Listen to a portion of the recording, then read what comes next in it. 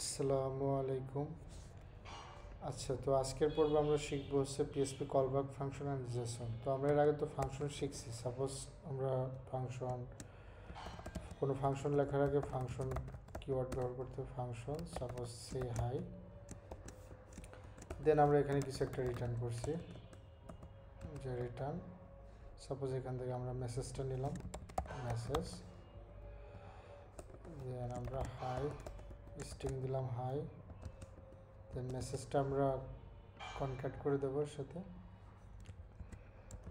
And লাস্টে আমরা দেখাচ্ছে এটাকে একটু সুন্দর দেখানোর জন্য সে হাই। তো এটা যদি আমরা কল করি ইকো সে হাই, দেন যদি মেসেজ দিই সাপোজ যে কোনো নাম দিতে পারি, আমরা রহিম দিলাম, দেন যদি সেমিকোলন দিই, এখন যদি আমরা রিলোড দিই হাই রহিম আসতেছে। তো এটা নর্মাল ফাংশন তো এইভাবে লেখে, কিন্তু আমরা শিখবো হচ্ছে callback function. Callback function means যে এই ফাংশনটা আমরা অন্য একটা ফাংশনের প্যারামিটার হিসেবে ব্যবহার করব। তো কীরকম, আমরা সাপোজ এখানে একটা ফাংশন নিলাম, ফাংশন মিট ইউজার দিলাম, যে ইউজারের সাথে মিট করতে হবে, এখানে আমরা দিয়ে দেবো মেসেজ। আচ্ছা, আমরা এখানে নেম দিতে পারি, যেহেতু আমরা ইউজারের নেম পাস করব। দেন এখানে আমরা একটা কলব্যাক ফাংশন, জাস্ট আমরা ভেরিয়েবল নিলাম কলব্যাক, এটাকে ফাংশন পাস করা লাগবে। এটাকে আমরা এখানে রিটার্ন করব, রিটার্ন কলব্যাক। মানে এই ফাংশনটা যেখানে ব্যবহার হবে সেখানে মানে প্যারামিটার হিসেবে অন্য একটা ফাংশনকে পাস করবে, অ্যান্ড সেই ফাংশনটাই এর ভিতরে কল হবে। ফাংশনটা কল হলো, দেন যে ফাংশনটা আসবে সেটাতে আবার তাকে আর্গুমেন্ট হিসেবে আমরা নেমটা পাস করে দেবো। নেমটা আমরা পাস করে দিলাম। এখন যদি মিট ইউজারটাকে যদি আমি এখানে কল করি, অ্যান্ড এখান থেকে যদি আমি পাস করি যে আব্দুর রহিম, অ্যান্ড দেন আমি এখানে হচ্ছে যে আমার কলব্যাক দিতে হবে। কলব্যাক হিসাবে যদি সে হাইটাকে আমি টেক্সট হিসাবে দিয়ে দিই, অ্যান্ড নাও যদি আমি রিলোড দিই, তাহলে ওই কাজটা হচ্ছে হাই আব্দুর রহিম। তো এটা আসলে কলব্যাক ফাংশন, যে আমরা একটা ফাংশনকে অন্য ফাংশনের আর্গুমেন্ট হিসাবে আমরা পাস করে দিতে পারবো, অ্যান্ড সেই ফাংশনটা ডায়নামিক্যালি কল হবে। তো এইটা আমি যেখানে এখানে সে হাই দিছি, আমি যদি এখানে আরেকটা ফাংশন বানাই যে সে হ্যালো, তাহলে কিন্তু আমি জাস্ট হচ্ছে যে এইখানে এটা পাস করে দিলেই হবে, যে আমি কোন ফাংশনটা রান করতে চাই সেটা আমি দিয়ে দিলেই অটোমেটিক্যালি সেটার মতো আউটপুট চলে আসবে। এটা জাস্ট আমি তো একটা বেসিক এক্সাম্পল দেখালাম। যেরকম আমাদের অনেক ক্ষেত্রে কাজে লাগতে পারে, যে হ্যাঁ, যে আমাদের এরকম ডায়নামিক্যালি বিভিন্ন ফাংশন পাস করা লাগতে পারে, যে কোন ফাংশন যাবে আমি শিওর না, বাট বিভিন্ন কন্ডিশনের উপর বেস করে আমি এখানে ফাংশনটা পাল্টাই দেবো, অ্যান্ড যে ফাংশন দেবে সেটার মতো করে রেজাল্ট আসবে।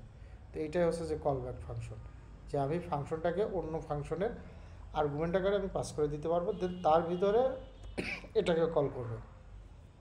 অ্যান্ড আরেকটা ফাংশন আছে হচ্ছে অ্যানোনিমাস ফাংশন।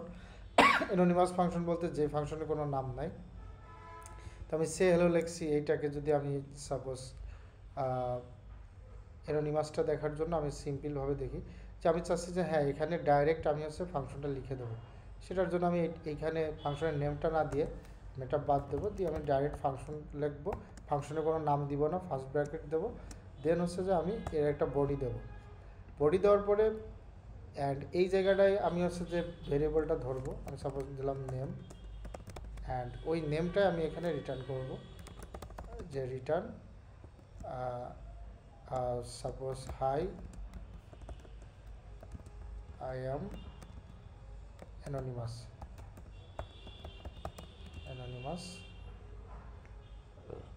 ফাংশন, দেন আমি হচ্ছে নেমটা এখানে দিয়ে দিলাম। ওকে,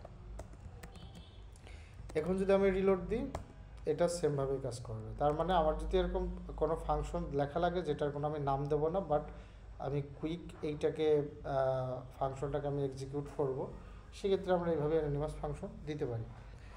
আচ্ছা, তো আমরা আরেকটা এক্সাম্পল দেখি, এটা আমি ডিলিট করে দিলাম। সাপোজ আমরা এখন এরে নিয়ে কাজ করব। তো আমাদের কাছে একটা এরে আছে, সাপোজ নাম্বারস আছে, নাম্বারসে আসে 2 3 4। আচ্ছা, এখন এই নাম্বারটা হচ্ছে যে আমরা যদি ভারডাম করি, ভারডামস নাম্বারস, তাহলে এটাই আসতেছে। এখন আমি যদি চাই যে আমার প্রত্যেকটা নাম্বারের সাথে আমি 5 গুণ করব, অ্যান্ড দেন যে রেজাল্ট হবে সেটা আমি আরেকটা ভেরিয়েবলে রাখবো, তো সেটা করতে হলে আমি খুব সহজেই পিএসপি কলব্যাক ফাংশন ব্যবহার করতে পারি। আমি সাপোজ নাম্বারস ভেরিয়েবলটা আমি আপডেট করবো, আর আমি নাম্বারস 2 নিলাম বোঝার সুবিধার্থে। আমি এরে ম্যাপ ব্যবহার করব। এরে ম্যাপে হচ্ছে যে এখানে একটা কলব্যাক নেয়, অ্যান্ড দেন হচ্ছে ডাটাটা নেয়, ডাটা। তো আমরা এখানে একটা কলব্যাক, সাপোজ আমি একটা অ্যানোনিমাস ফাংশন দেবো, যে অ্যানোনিমাস ফাংশনটা দিলাম আমি। দেন সেকেন্ড প্যারামিটারে আমি হচ্ছে দিলাম এই নাম্বারসটা দেওয়ার পরে, অ্যান্ড এই অ্যানোনিমাসের ভিতরে আমি প্রত্যেকটা আইটেম পেয়ে যাব, ঠিক আছে। তো আমি সিঙ্গেল নাম্বার, সাপোজ আমি একটা করে নাম্বার পেয়ে যাচ্ছি। এইটাকে আমি এখানে আমি হচ্ছে যে এটাকে আমি হচ্ছে যে প্রত্যেকটার সাথে গুণ করবো। আমি রিটার্ন দিলাম, রিটার্ন এটা সিঙ্গেল নাম্বারটা দিলাম, আমি এখানে গুণ, আমি 2 দিলাম সাপোজ, যে 2 করে গুণ হবে, দেন যা হবে সেটা রিটার্ন করবে। দেন আমি যদি নাম্বারস 2টাকে আমি ভারডাম করি, তাহলে আমি দেখব যে এইটা কাজ করতেছে। এই যে 4 6 8, এখানে যদি আমি 5 করে দিই, তো 5 করে গুণ হয়ে এটা আবার এর আকারে রিটার্ন করবে। তো এখানে আমি কিন্তু অ্যানোনিমাস ফাংশন ব্যবহার করছি। তো অ্যানোনিমাসটা বাদ দিয়ে আমি কিন্তু জাস্ট এই যে আমি কিন্তু নর্মাল একটা ফাংশন বানিয়ে সেটার ফাংশনের নামটা কিন্তু এখানে পাস করে দিতে পারি, ঠিক আছে। তো আমি একটা ফাংশন লিখি, function modify number, modify number, এখান থেকে ফাংশন কিওয়ার্ডটা বাদ যাবে। এই মডিফাই নাম্বারটাই আমি এখানে টেক্সট আকারে দিয়ে দেবো। না, এখন যদি আমি রিলোড দিই সেম রেজাল্টটাই থাকবে। তো এটা আবার হচ্ছে যে এর ম্যাপ, এখানে আমরা এই যে এইভাবে কলব্যাক ফাংশন দিতে পারি, অ্যান্ড কলব্যাক ফাংশনের জায়গায় আমরা নাম দিতে পারি, বা কলব্যাক ফাংশনের জায়গায় আমরা একটা অ্যানোনিমাস ফাংশনও দিয়ে দিতে পারি। এটা আসলে দেন আমরা যদি জেসন দেখি, জেসনটা হচ্ছে যে আমাদের তো এটা এরে, আমরা যেমন লাস্ট ভিডিও যদি আমরা দেখি, আমরা কিন্তু কুকিতে যখন আমরা ডাটা স্টোর করছি ওখানে কিন্তু আমরা স্ট্রিং ডাটাই রাখতে পারবো। তো এমন হইতে পারে যে আমরা যদি নাম্বার কুকিতে সেট করতে চাইতাম তখন কিন্তু আমরা নাম্বারকে রাখতে পারতাম না, এটাকে যদি আমি ভারডাম করি এটা এরেই থাকবে। বাট এমন যদি কোনো মেকানিজম থাকতো যে আমি এরেকেই স্ট্রিং আকারে রাখবো, পরবর্তীতে আবার আমি স্ট্রিং থেকে এরেতে কনভার্ট করে নেব, তো সেটাই হচ্ছে যে সেটার জন্য খুব একটা প্রচলিত যে জেসন, জাভাস্ক্রিপ্ট অবজেক্ট নোটেশন, এই ফরম্যাটটা, এইটা আসলে একটা টেক্সট বেস ফরম্যাট। এটা যে কোনো মানে এটা এরেকে হচ্ছে জেসনে কনভার্ট করে রাখতে পারে, অ্যান্ড পরবর্তীতে আমরা এটাকে টেক্সট আকারে রাখি আর কি, পরবর্তীতে এটা আমাদের মতো কনভার্ট করে আমরা আবার এরেতে রূপান্তর করে নিতে পারি। তো কীভাবে পারি আমি দেখি, যে রেজাল্টস নামে আমি একটা ভেরিয়েবল নিলাম, অ্যান্ড এখানে আমি এরে, আচ্ছা জেসনের হচ্ছে কিছু বিল্ট ইন ফাংশন আছে পিএসপিতে, জেসন আমরা যদি ইনকোড করি, ইনকোডে দেখেন যে এখানে ভ্যালু দিতে হবে, দেন ফ্ল্যাগ দিতে হবে। তো আচ্ছা, এখানে জেসন ইনকোডটা আমরা সার্চ দিয়ে আসতে পারি, এটার কী কী প্যারামিটার আছে, ফ্ল্যাগে কি, ফ্ল্যাগ মিনস কি। আচ্ছা, এখানে ফ্ল্যাগের বিভিন্ন কিছু দেওয়া আছে, তো এটা আসলে একটু জটিল লাগতেছে আমাদের পড়তে।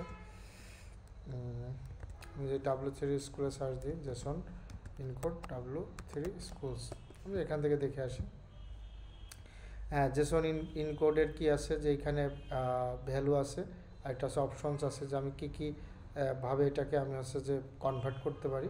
তো এখানে বেশ কিছু অপশনস আছে, তো আমরা অত কিছুতে না যাই, আমরা জাস্ট জেসনটাকে ইনকোড আমরা যদি এইভাবে করি, করার পরে আমি ভারডাম করলাম, এখন দেখি রেজাল্টে কি আসে। আচ্ছা, সেভ দিলাম, এখন আমি রিলোড দিই। হ্যাঁ, এখন দেখেন যে স্ট্রিং আকারে আসছে, কিন্তু এটা ডাটা টাইপ কিন্তু স্ট্রিং হয়ে গেছে, অ্যান্ড দুইগুলো কিন্তু কোটেশন আছে, 2 3 4 স্ট্রিং আকারে আসতেছে। আমি যদি এখানে আরেকটা ভারডাম করি শুধু নাম্বারটা, অ্যান্ড দেন যদি আমি ইকো করি বিআর ট্যাগ, যাতে নতুন লাইনে শুরু হয়, ইকো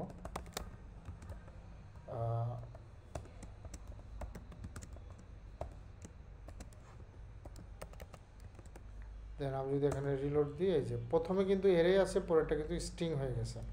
তো আমি যদি এখানে অ্যাসোসিয়েটিভ এরে রাখি, সাপোজ হ্যালো, হ্যালোতে যদি আমি রাখি ওয়ার্ল্ড অ্যান্ড হাইতে রাখলাম যে আব্দুর রহিম, তাহলে কি ঘটবে যদি আমি এখানে রিলোড দিই? সেম, এটা দেখেন যে এখন আরও ভালোভাবে এটা বোঝা যাচ্ছে যে এটা একটা স্ট্রিং, ডাবল কোট, দুই কলের কোটেশন আছে, কোটেশনের ভিতরে ও এইভাবে ডাটাটাকে রাখছে, অ্যান্ড উপরকেটা এরেই আছে।